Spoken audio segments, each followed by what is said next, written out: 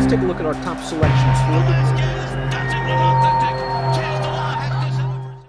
Dan Illman, Mike Beer, race number 7 at Woodbine on Sunday, October the 18th is the co-feature. Let's take a look at the field for the Grade 1, $600,000 E.P. Taylor Stakes. We are going 1.25 miles. This is a race for fillies and mares.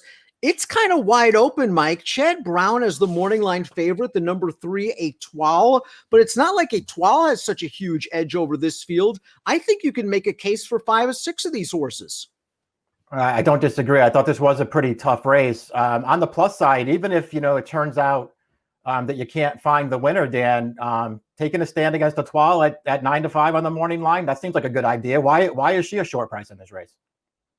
I think Mr. Brown has a lot to do with it. Let's throw up the Timeform U.S. pace projector for this race. Elizabeth Way can make the lead. She's a versatile type. She's been on the lead in her career. She's sat off. I think the fact that we've got her on the lead, however, is kind of disrespecting Theodora B a little bit. I know Theodora B hasn't exactly set fast paces in her last 2 races, but her confidence has grown by leaps and bounds when she gets the front. And you know something? I think Elizabeth Way will hand it to her. Yeah, I mean, if nothing else, the way Theodora B has run in her last 2 races, both stakes wins, by the way, going long, Michael Dickinson isn't changing anything here. He's not going to take away this horse's speed. She's wired 2 stakes races in a row, and they're probably going to try and do it again. From an analytical standpoint, I'm going to defer most of this race to you because you've been the boss of this division up in Woodbine all year long. Case in point, let's watch the last race for the number 1, Ride for the Cause, who you picked on this program at 22-1 in the Canadian. And she got a really nice ride here by Davy Moran.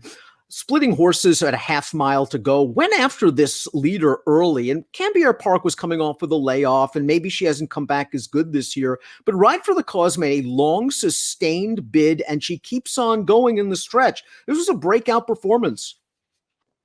It really was a good effort for her. And she had run well in her prior start. The reasons that, or a couple of the reasons that I liked her going into that race was not only that I had a little bit of a thing for her, Dan, earlier in her career. I just thought that she was going to be pretty good. She had run well when she won 2 back. And, you just sort of add in the fact that Cambier Park was the big favorite in that race off of a layoff. I'm not a big fan of hers either. So I just felt like, it was the right kind of race for a horse like Ride for the Cause. And she did get a good trip, and she did what she had to do in there. I do think she's a contender right back in this race. We'll see what kind of price she is. I have no problem with anybody who likes this horse in this spot. Are you concerned a little bit about the extra distance? I'm really not, because again, it kind of was a sustained move. The jock saw that Cambier Park went for home early. He went after her and he ran her down. Yeah, I didn't worry as much about the distance. I do think this could be a little bit of a tougher race than the last one was, because save Cambier Park, that wasn't the strongest field in the world. But, I'm worried more about the competition than the distance. Pretty Point, the number 2, ships up from Southern California. Now, she is a 1-run closer. She's a little pace dependent. I'm not sure she's going to get those hot fractions that she needs. I think the distance is going to be okay for her. She's been running against some decent sorts in Southern California, maybe a little bit of class relief here. She'll come with a late run, but I can only see her underneath. Yeah, I didn't want her on top either, but she's going to be a price. I do think it's interesting that Patty Gallagher shipped her up here for this race. I just wonder if she's good enough. Etoile, the number 3, was a group stakes winner in France as a 3-year-old, and she ran in the Gamely in her North American debut. She took a ton of money off of a lengthy layoff for Chad in that race, and I thought she ran okay. Certainly not to 17-10 backing. And then she was laid up a little bit again, and she ran back in the Dance Smartly this race. And where's the excuse here? You picked Theodora B to win the Dance Smartly. We're going to watch Etoile right now. And Theodora B went right to the front. Etoile sat the pocket. The rail opens up. Etoile has every chance. Theodora B says, no, you don't. Yeah, I mean, this is just, sort of one of the reasons that it just feels like Etoile is not, the horse that you really want to take a short price on. Again, Dan, she's been short prices in both of her starts since she got over here. And listen, personally, when I watched the Gamely back, I was sort of willing to, maybe give her the benefit of the doubt, because it just sort of felt like maybe she needed that race, even though it was a grade 1 where Chad shipped her across the country to run in. I still thought maybe she might have needed that race. She didn't do anything in that Dance Smartly last time to make me, sort of want to bet her back, though. I just didn't see the excuse for her, and I don't see any reason why you'd want to bet her at a short price in here. Now we saw Theodora B. wire that dance smartly with her cheek pieces. She came right back in Kentucky Downs, and she did it again. She put him to sleep again, this time under a Rat Ortiz. Let's watch that stakes race at Kentucky Downs last time out. She just shook loose going into that long backstretch. She's traveling real comfortably right now. There's a nice filly Mississippi in this race chasing her, and Theodora B. is well up to the challenge. She is just reaching peak maturity now at the age of 5 for Dickinson. Yeah, I mean, she's just really hard to knock at this point. Not only because her last 2 races both just seem like they're legitimately good and has shown that she can really get a distance of ground, but it really doesn't look like this race is going to be run in some kind of, different fashion where she's going to, face a really fast pacer. I mean, there's not a lot of other speed in here, Dan. I think she's going to be on the lead again. And a lack of pace could work against one of the long shots, the 5 Court Return. This is the Ontario bred who won the Eternal Search 2 starts back. They ran her in the Canadian last time out. She passed some tired horses. She is not good out of the gate. And you would usually think at 1.25 miles, that's not an issue. But in 1.25 miles against these type of horses, if the pace isn't fast and she's not the best pure closer in the race, a lot of negatives, but she'll be a price.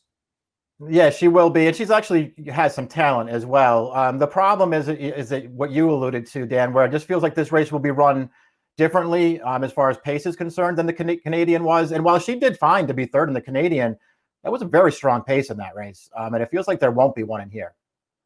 And the reason why I say she's probably not the best closer in the race, because probably the pure best closer in the race is coming up next.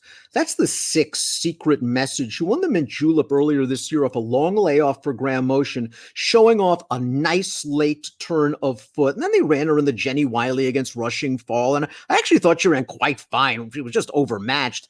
The Perfect Sting was a race where she swung real wide into the stretch. She only got beat a length, and I won't hold that last race at Kentucky Downs against her. I don't think she handled that ground. She likes Woodbine, though, however, Mike. I think 1.25 miles is fine for her. I agree. She does like Woodbine. She has, in my opinion anyway, I guess we'll find out a little bit more when they run the race, but I think she has as much ability as anybody in this field for sure. And she's going to need a trip. It's interesting, too, that what you said about the 1.25 miles, because they ran her in this race last year, and she finished last. But it's one of the better last place finishes you're probably ever going to see. I mean, she really didn't have any chance at all in that race. And I thought she actually ran deceptively well when she finished 10th, beaten about 6 lengths in there. So I don't know. I just think she makes a lot of sense in this race. And I personally think she's a great price on the morning line, Dan. I think 6 to 1's fair, than fair. She won the Nassau in 2019. Elizabeth Way won it in 2020. And Elizabeth Way, I think this year's Nassau field, a little bit weaker than in years past. Last couple of races, I think, have been okay. I was a fan of hers earlier this year when she made her first 2 starts in North America. I just don't think she's gotten markedly better for Roger Attfield. Her tactical speed, though, is a big plus, and her versatility in terms of distance, also a plus. I agree with all those things. I did feel like she probably had to find a way to take a step forward to win this race, but she might be good enough. She might get the right trip, and she's 10 to 1 on the line.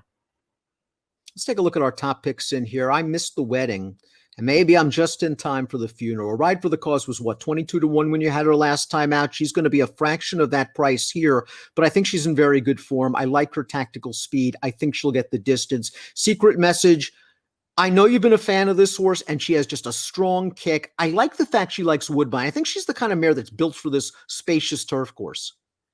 Yeah, that is interesting that you pointed that out. I mean, I just felt like she was the best price of the horses that I like in here, and I'm with you. I think Ride for the Cause is a factor right back in this race. I think she's in good form, but I just wanted the better price. I went 6-1.